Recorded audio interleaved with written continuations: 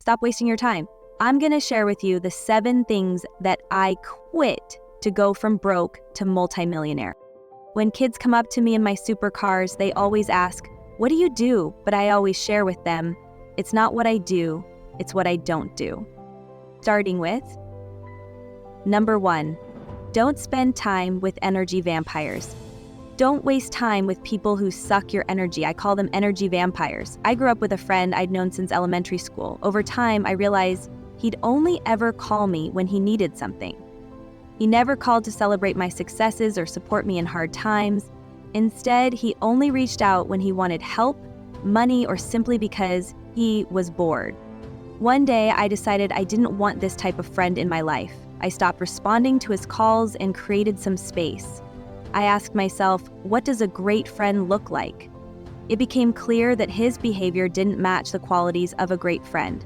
Yet, I had clung to the idea of being friends with him simply because we had a shared history. That's crazy. Spend time with people who want more for you, not more from you. If someone doesn't celebrate your wins or offer support during your lows, they're not a true friend.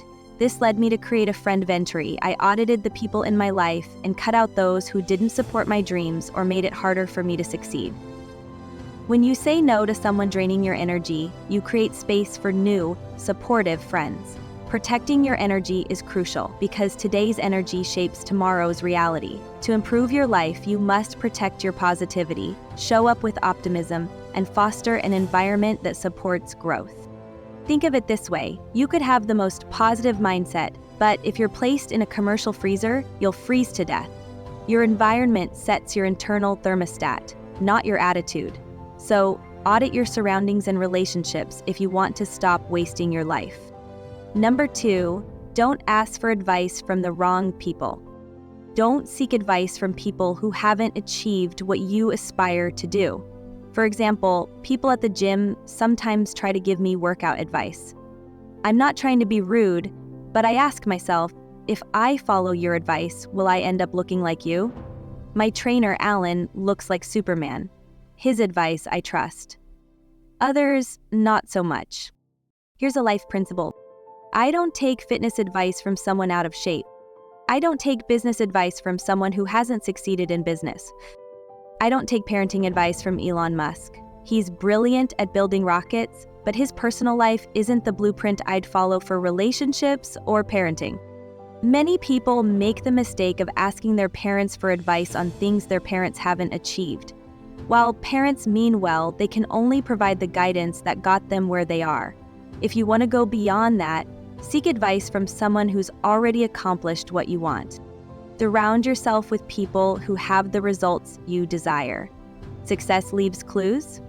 Ask the right questions, and you'll uncover them. Number 3, don't blame anyone. When I was younger, I blamed everyone for my problems. If I was late for work, it was because someone cut me off in traffic. If I didn't get a deal, I'd blame someone else on the call. But the truth was, I was responsible for all those outcomes. I was driving the car. I took the call. I controlled my preparation and punctuality. Blaming others robs you of control. When you take responsibility, you gain power over your situation. For example, if a meal doesn't turn out as planned, blaming the ingredients won't help. Instead, take responsibility as the chef. You can't control what happens to you, but you can control how you respond. Emotional control is the top predictor of success. If people can easily upset you, they control you, not the other way around. As one of my favorite quotes says, "We're not creatures of circumstance, we're creators of circumstance." The world isn't as it is, the world is as we are. When we master our internal state, we shape our external reality. Don't say yes. Taking control of everything in your life will give you the power to change it, which brings us to number 4. Don't say yes to every opportunity that comes your way. When I started out, I used to say yes to everything. I was so worried that if I didn't, I would miss out on big opportunities because I didn't have much going on in my life.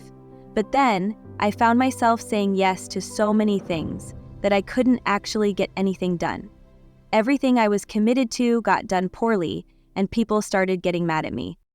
I realized that saying yes is easy, but saying no is hard. A person who never says no cannot be trusted with their yes because eventually they're going to let you down. You don't want to be that person. I have a buddy who always says yes to me, and because of that, I can't trust his yes. I assume he's saying yes to everybody else too, and eventually something will fall through the cracks. He can't possibly do it all. Steve Jobs once said, "Sometimes the most productive thing you can do is to say no." Think of your responsibilities like items in a backpack. If you keep adding more items without removing anything, it becomes too heavy to carry. You should only say yes to things that align with your goals and vision. Saying no to a cool opportunity today is saying yes to your dreams and long-term goals. If you want to achieve massive success and haven't yet, pick one thing and commit to it for a decade. Call this decide to go all in for 10 years. Put your head down, say no to everything else, and focus with laser intensity. Become the best in the world at that one thing and trust the process. If you want to stop wasting your life, saying no will ensure you don't spread yourself too thin. Don't be a prisoner to your device. Which brings us to number 5, don't be a prisoner to your device. I run a youth program called King's Club, and I often talk to young men about their biggest vices. Recently, I asked one of them, "What's holding you back? What's making life hard?" He looked at me, held up his phone, and said, "This." He explained, "Every time I know I have to get something done, I go on my phone. I start scrolling, and 2, 3, 4 hours later, I've put off everything I needed to do." It occurred to me that the real issue was that he didn't have a plan for his life. He didn't realize what the scrolling was robbing him of because he hadn't built a vision for his future. Think of your attention and focus like a car on the road. If you get stuck in the traffic of notifications, apps, and endless social media scrolling, you'll go nowhere instead of cruising toward your goals. Turn off all notifications. Right now, your attention is too valuable. Your focus, energy, and productivity are worth far more than a red jewel notification or a random Snapchat. If you're addicted to your phone, it means your life isn't interesting enough. Go make it interesting. Create a big plan, set a compelling vision for your future, and fill your calendar with exciting activities. If you're struggling, commit to plans with others. For example, if you agree to go to the gym with a buddy, you're far less likely to skip it. Turning off notifications is one of the simplest and most effective ways to stop wasting your life. Don't read books, study them. Which brings us to number 6. Don't just read books, study them. When I first started reading, I was so hungry to finish books and cross them off my to-do list. I didn't write anything down, highlight passages, or make notes. I was just reading to say I had read. Eventually, I realized that the value of a book isn't in the information, it's in the application. It's about executing the lessons you've learned. I developed what I called the JFDI muscle. Just freaking do it. As soon as I read something actionable, I would take action. Even better, I'd teach others what I learned. Teaching changes how you read, because you know you'll have to explain the material to someone else. Most people already know what they should do. They've read the books but haven't implemented the lessons. My recommendation, figure out where you're stuck in life and read books that help you overcome those challenges. Don't read just in case, read just in time. For example, if someone recommends a book, I'll buy it, but I might not read it right away. When the time comes and I need that knowledge, I'll study it. But I can read. This applies to everything: books, courses, podcasts, and videos. Don't consume content for the sake of consuming it. Focus on applying what you learn immediately. Don't compare yourself. Which brings us to number 7. Don't compare yourself to anyone but yourself. I used to compare myself to others, people my age, people in my city, people who seemed more successful than me. All it did was make me feel depressed and inadequate. Then one day, it hit me. The only person I'm competing against is the person I was yesterday. I'm not anyone else. I don't have their brain, body, relationships, or circumstances, and they don't have mine. The only thing I can control is whether I'm getting better each day. If I improve by just 1% every day, That compounds into massive growth over time.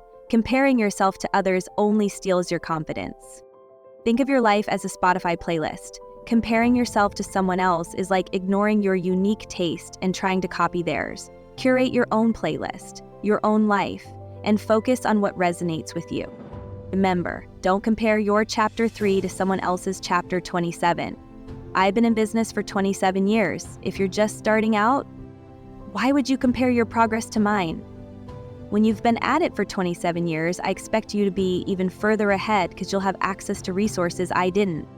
The key to standing out in this world is to be yourself. Everything you're insecure about is what makes you unique. Lean into it. Don't waste your life trying to be someone else.